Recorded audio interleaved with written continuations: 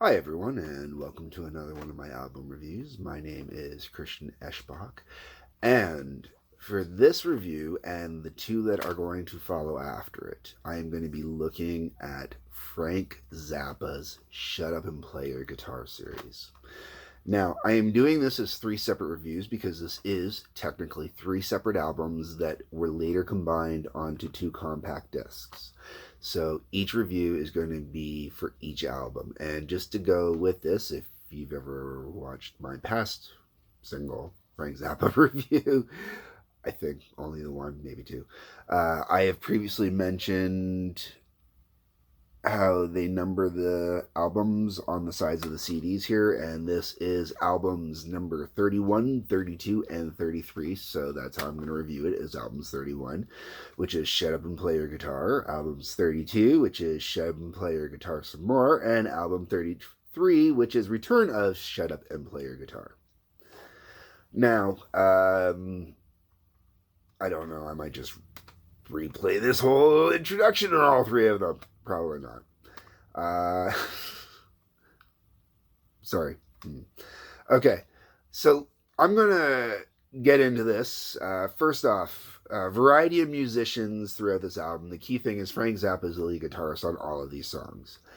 Another thing I want to point out is on about, I want to say, a third of these songs, Steve Vai is the rhythm guitarist. Okay? That says a lot. Frank Zappa is one of the most underrated and unknown super guitar geniuses of all time. Like, if you're a musician and you're hardcore to music and stuff like that, you know Zappa, you know what he can do. If you are your basic, person who's just getting into guitar and stuff like that, chances are you have no clue. None. I was amazed that I had found a friend in high school that knew Frank Zappa outside of me introducing them to Frank Zappa, and they knew it because of guitar mags. So, but never owned any Zappa. They didn't hear Zappa until I actually started playing Zappa for them. So, let's get into this album. All right, so disc one, but album one, Shut Up and Play Your Guitar. This is comprised of 7 tracks. I'm assuming on the vinyl, the first 4 tracks made side A and the last 3 tracks made side B based on the lengths of the songs. The first track, 555, that's 5-5-5 all in uppercase letters. Starts off the album really fast, really gets you going, pumps you, drops you into it. You're off and on to the races. Music wise, it's a good tune. There's something about it's a little off-putting for me, and right away people are going to want to say it's the jazz element to it. It's not the jazz element that I find off-putting to it. There's just something about the song I'm just not totally there with. But it's cool. Hog Heaven. The song title says it all. It really does sound like a hog heaven. When I'm thinking of hog, I'm thinking hog as in, wild boar pig, right? I'm not thinking hog as in Harleys. Sounds like a bunch of them moving around. I don't know. Then we get to the song Shut Up and Play Your Guitar. This is Frank basically doing a lot of masturbating. Now, one would say with all the solo on here, it's all Frank masturbating, which, okay, that's a valid argument. But Shut Up and Play Your Guitar, it's a lot with a lot of Frank stuff. There's a vibe, there's an element, there's a feel, there's something that you can pick from somewhere else. And I'm not to say that he's recycling his stuff, it's just, something.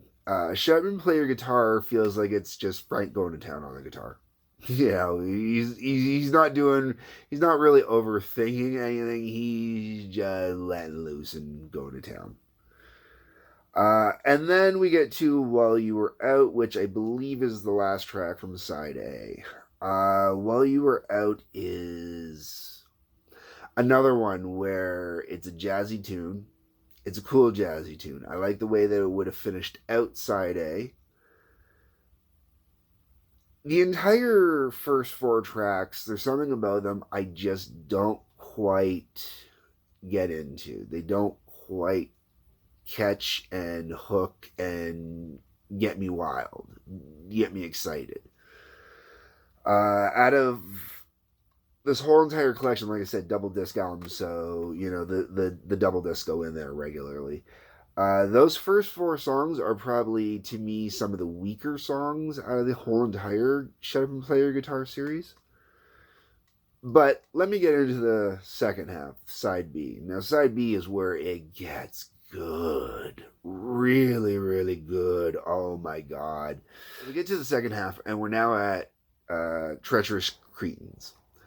This song is magnificent. The creepy, crawly fingers and picking, and just the slow kind of, I don't want to say maniacal because that's the wrong kind of vibe, but I can definitely see where one of my all-time new favorite guitarists, John Five, probably took some major inspiration from this.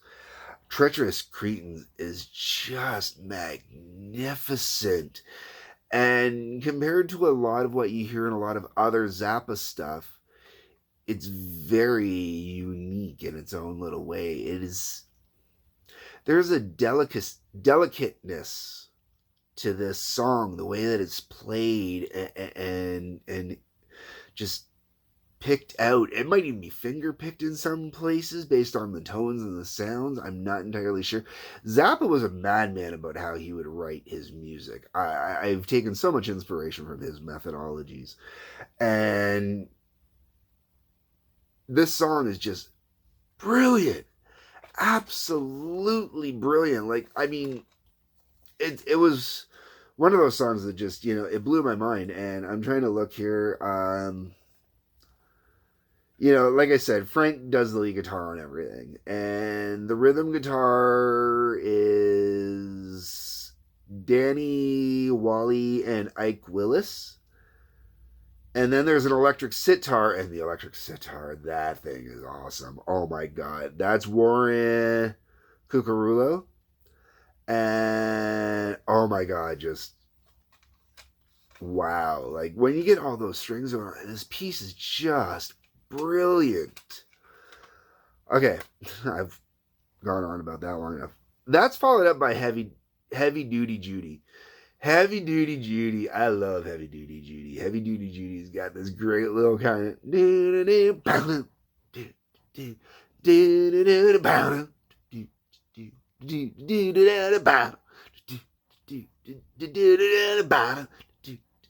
and it keeps exploring off variations, kind of playing with that, and then kind of gets into its own little themes going throughout there and whatnot.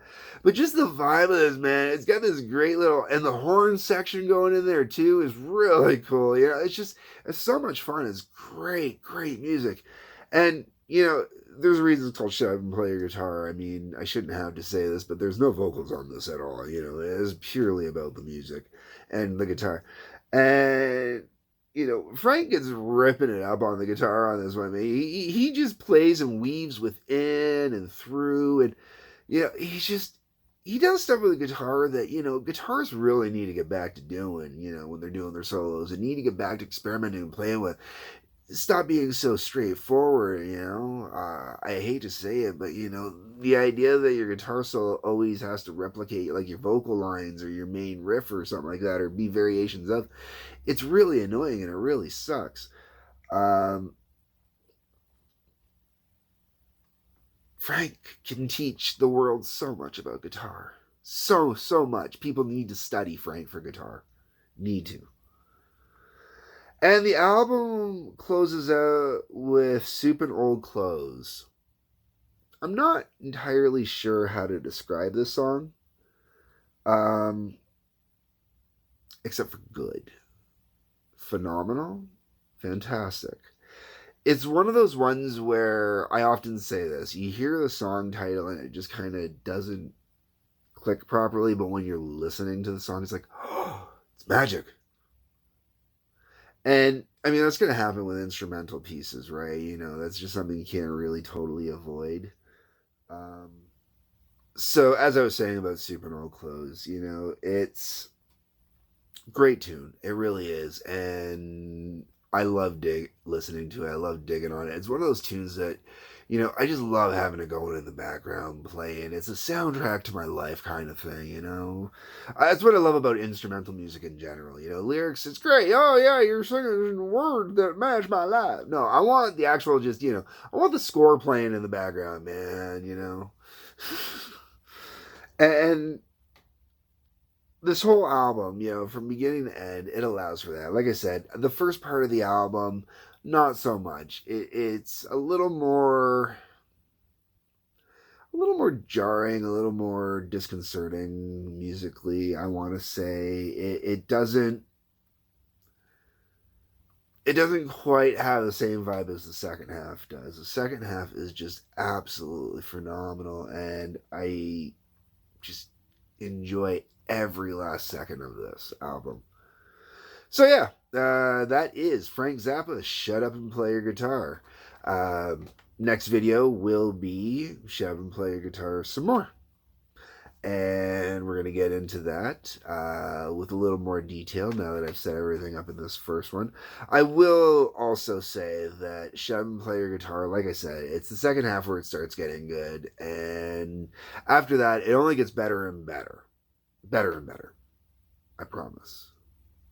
Anyways, until next time, everybody, peace, love, take care. Hit subscribe to get notifications when new videos come out, and feel free to leave a comment. Let me know what your thoughts are.